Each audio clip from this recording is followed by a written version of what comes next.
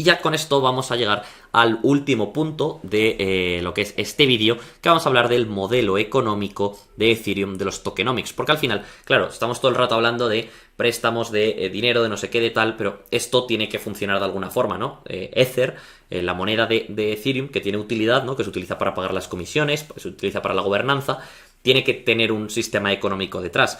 Y es justo de lo que vamos a hablar en esta parte. Bueno, lo primero que tenemos que entender es que dentro de Ethereum existen tres actores clave. Por un lado, los usuarios, que son las personas o instituciones que poseen tokens Ether como una inversión, es decir, que los tienen pues en su billetera, o de forma activa para utilizarlo en DeFi, NFTs y demás. Es decir, por un lado tenemos la gente que lo tiene guardado porque lo ha comprado a un precio y lo quiere vender a un precio mayor, es decir, lo tiene invertido, o luego tenemos gente que ha comprado tokens Ether para después utilizarlos para pagar comisiones, para hacer lo que sea, ¿no? Porque hemos dicho que Ether no es solo dinero, sino que también tiene una utilidad. Luego tenemos los mineros, que básicamente son personas o instituciones que se dedican a asegurar la blockchain y obtienen una recompensa como retorno, es decir, obviamente lo que comentamos antes, yo pongo mi máquina dentro de, o sea, pongo la Ethereum Virtual Machine dentro de mi máquina, pero quiero obtener una recompensa, ¿no? Y después tenemos los participantes, lo que se conoce como los stakers, que básicamente son usuarios que cogen sus tokens Ether y los stackean para ganar comisiones y asegurar el futuro, o sea, el sistema de la red con POS. Es decir, aquí realmente estamos hablando de que hay usuarios y luego en Ethereum a día de hoy los que se encargan de asegurar la red son los mineros, pero hemos dicho que ya existe una Beacon Chain que se va a juntar con la EVM normal. Y estos son los participantes, ¿no? De alguna forma conviven dos modelos y por tanto los tokenomics son un poco complejos. Bien, el modelo económico actual de Ethereum. Los mineros obtienen dos tipos de comisiones. Por un lado, obtienen un subsidio de bloque de 2 Ethereum recién acuñados. Es decir, cuando un minero consigue minar consigue minar un bloque, se le dan como recompensa 2 Ethereum. Pero estos 2 Ethereum se crean de la nada, digamos, ¿no? Se cogen 2 Ether y se le dan. Por tanto, esta comisión diluye a los titulares existentes de Ethereum, de Ether, ya que aumenta el Ether en circulación. Esta comisión se paga a nivel de protocolo. Ahora hablaremos de qué es esto a nivel de protocolo. Pero quiero que se entienda esto porque es importante. Es decir, de la nada se crea dinero, ¿no? Hay 2 Ether por bloque que aparecen así porque sí. Y después también existen lo que se conoce como las tarifas de prioridad, que los usuarios pagan de forma opcional una propina para que los mineros validen su transacción antes. Es decir, al final hemos dicho que ha habido una muerte por éxito en Ethereum, aunque el término muerte está mal utilizado ahí porque realmente se sigue utilizando. Pero básicamente, al ser una blockchain muy congestionada, imaginemos que yo quiero enviar un dinero a través de Ethereum y quiero que se envíe ya. Pues lo que haré es pago esta tarifa de prioridad y la pago más elevada que la media para que al final los mineros se fijen en mi transacción porque digan, hombre, este paga más y validen la mía antes, ¿no? Y bueno, como vemos aquí, los usuarios pagan dos tipos de comisiones distintas. Una tarifa base dinámica, que es la que comentábamos antes, que cambia según la congestión de la red. Esta tarifa base se quema, lo que reduce el suministro total de Ethereum. Es decir, antes decíamos que hay 2 Ether que se crean de la nada por cada bloque, y aquí también podemos decir que por cada transacción que se paga hay una parte que se elimina. Luego, como comentamos, pues también hay una tarifa de prioridad que es completamente opcional y que va directamente a los mineros. Entonces, aquí pues hay un sistema, ¿no? De comisiones que funciona de la siguiente forma.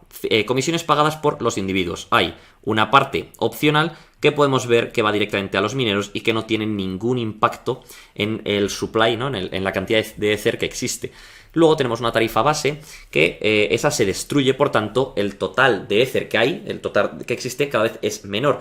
Pero en contraposición, también a nivel de protocolo, de la nada a los mineros por cada bloque se le paga 2 Ether, por tanto aumenta el suministro. Es decir, de alguna forma hay como dos fuerzas que chocan, ¿no? Por un lado, que hay Ether que aparece de la nada y por otro lado hay un Ether que se va quemando, ¿no? Esto es lo que introdujo la EIP 1559 porque hasta esa propuesta solo había inflación, ¿no? Solo existía esto y no existía esto, por tanto cada vez había más Ether y eso es malo porque diluye al inversor. Bueno, ya para poner un poquito también cifras, actualmente hay 120 millones de tokens Ether en circulación y podemos ver cómo existe un choque de fuerzas, un aumento de la oferta, es decir, un aumento del circulante que hay gracias al subsidio por bloque, ¿no? Que bueno, podemos ver aquí cómo más o menos al día se da en cuanto a a los mineros, perdón, se les da 13.500 Ether cada día. Que esto significa que hay una tasa de inflación anual del 4%, ¿no? Es decir, estos Ether que aparecen de la nada que decíamos, pues son unos 13.500 por día. Pero también, otra de las fuerzas es una disminución gracias a la quema de las tarifas bases, que al ser dinámicas pues son difíciles de calcular, porque cuando hay mucha congestión en la red son muy altas, pero cuando hay poca pues son muy bajas. Pero bueno, la media lo sitúa en unas 4.500 Ether, o sea, se queman, perdón, unos 4.500 Ether por día, es decir, se destruyen 4.500 y se crean 13.500. Por tanto, la inflación real no es este 4%, sino que es aproximadamente un 2,7%, es decir, cada año que pasa hay 2,7% de tokens adicionales de Ether. Bueno, aquí básicamente os he puesto las recompensas por día, ¿no? Por los últimos meses. En naranja podemos ver el número de Ether que se han dado a los mineros. Entonces podemos ver cómo más o menos es constante en estos 13.500. Varía un poquito, pero realmente es constante. Sin embargo, el número de Ether que se queman por día, pues es, bueno, oscila muchísimo. De hecho, justo lo tapa aquí mi cámara, pero podéis ver que este es el máximo, aquí donde tengo el ratón. Y este día se quemaron prácticamente 20.000 tokens Ether.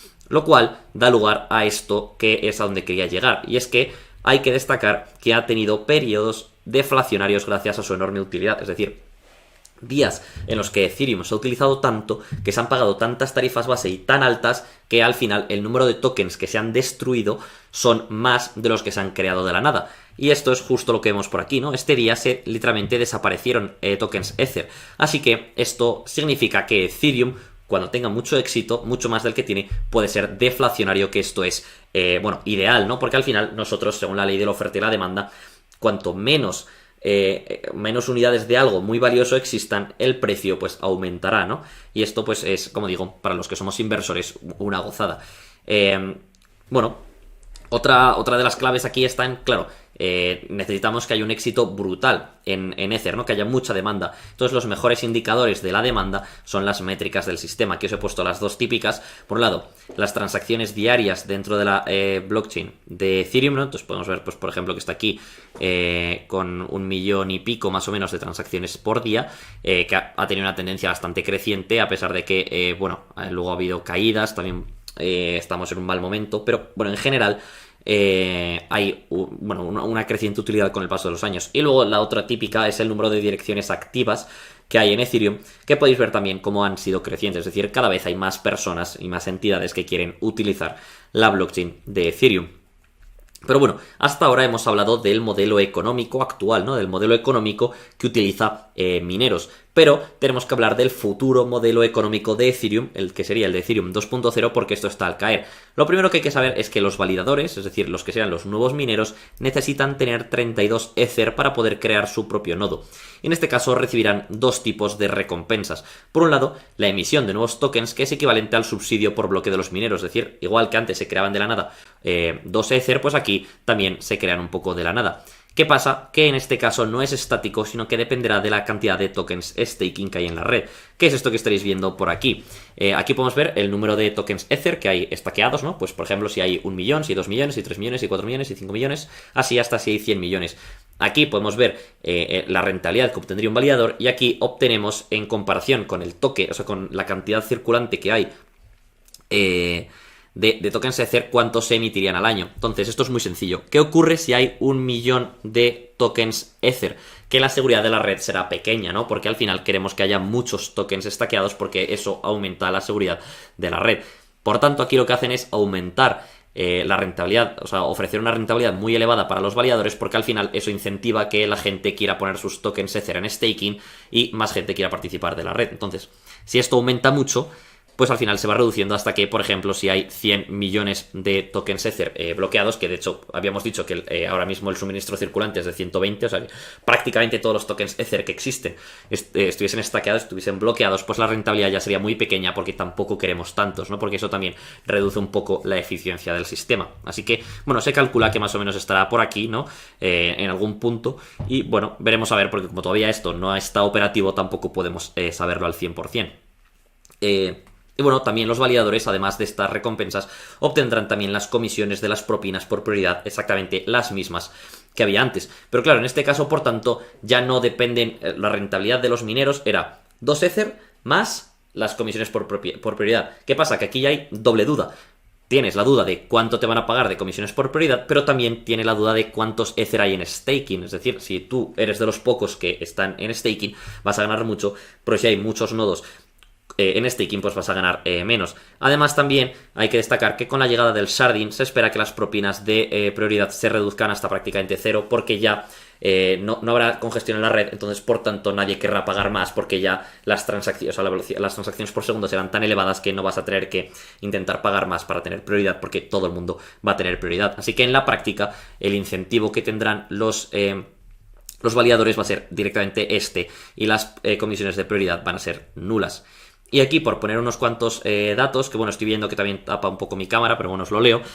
En primer lugar, se espera que la emisión de nuevos tokens otorgados como recompensa esté en el rango del 0,5% a 1% cada año. Es decir, se espera que estemos más o menos desde los 8 millones de tokens Ether hasta prácticamente los 40, ¿no? Más o menos ese se espera que sea el rango de tokens Ether que estén bloqueados.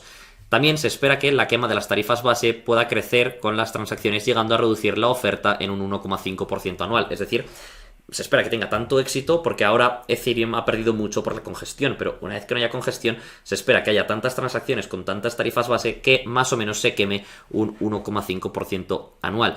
En general, sumando ambos, se espera que el suministro circulante de Ethereum se mueva en el rango de menos 0,5%, es decir, que sea deflacionario, que cada año haya un 0,5% menos, a un 0,5% anual de inflación, ¿no? Más o menos que se quede constante, que de hecho en la práctica es lo mismo que Bitcoin, ¿no? Bitcoin, sabéis que tiene un límite teórico en los 21 millones de Bitcoins y no puede haber más, pues más o menos se quiere conseguir algo parecido en Ethereum. Pero aquí, y con esto vamos a acabar, hay un cambio clave, y es que los mineros vendían las recompensas, es decir, los tokens Ether que les regalaban a los mineros directamente cogían y los vendían porque, bueno, al final tenían que pagar la electricidad en dólares, o sea, claro, o sea, todo esto querían hacerlo por dinero. Sin embargo, los validadores no van a vender los tokens Ether. ¿Por qué? Porque para empezar, no tienen que pagar una electricidad porque no se necesita resolver complejas operaciones matemáticas para participar de un proof of stake. Eso lo primero. Pero además también hemos dicho que tienes que tener 32 Ether bloqueados por ejemplo un año, bloqueados 2 años, para poder hacer staking. Y de hecho, cuanto más tiempo lleves en staking, más rentabilidad vas a obtener. O sea que hay un incentivo de bloquearlos y no tocarlos. Entonces, ¿qué sentido tiene que si una persona que tiene bloqueados 32 Ether y no los puede tocar, le dé por vender el 0.001 que le han dado de comisión? No tiene ningún sentido, ¿no? Querrá seguir stackeándolos para seguir obteniendo más recompensa. Así que ahora vamos a tener una reducción significativa de la presión vendedora sobre Ethereum. Y como todos sabéis, cuando algo nadie lo quiere vender y todo el mundo lo quiere comprar, según la ley de la oferta y la demanda, suele provocar un aumento significativo de los precios.